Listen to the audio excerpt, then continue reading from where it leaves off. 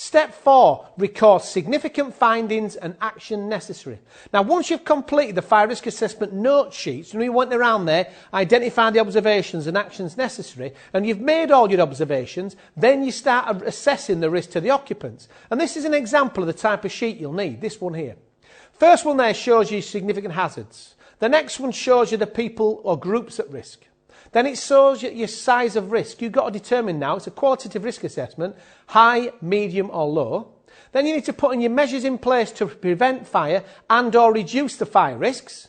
And that includes measures to reduce fire spread, give warning and ensure the safe evacuation of people. And finally, further actions needed. So this is where you make your recommendations. Let's have an example. Go down here, significant hazard, you find the staff aren't trained to use fire equipment in line with the wording on the fire action notice. Who's at risk? All staff. Size of risk, this person is identified as being low risk.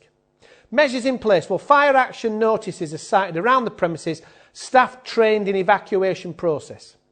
Further actions needed, the management are to decide on a policy to be adopted, select and train the staff accordingly and amend working on notices to implement the policy. In other words, give this, and this person here has given it 6 months.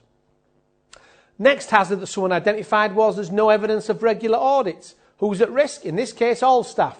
Again, size of risk, low. Someone could have argued it's medium or high. The person who did this one decided it was low risk. Measures in place. Fire alarm system, you've got fire extinguishers, emergency lighting. It is being maintained by a third-party company with records available, so everything is being done. You find out, you check your records, the audits, not necessarily being carried out, but the things are being done. What you've got to do, develop and implement a fire audit system with checks undertaken and recorded on a monthly basis. And you're going to give yourself 3 months to set that system up.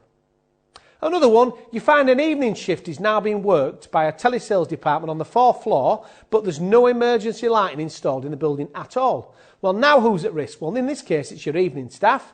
Size of risk, someone's determined that's been medium. What's the measures in place? Well, there's no rooms without natural or borrowed light, but insufficient late at night time. So at daytime it's okay, but at night time it's a problem.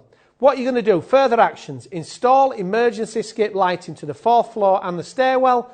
Give it 3 months. Consider torches as a temporary measure until installed. Another example from a risk assessment. Significant hazard, large quantities of stock in the corridors which could cause major damage and fire spread and impede the means of escape. Who's at risk? All persons. Size of risk? High.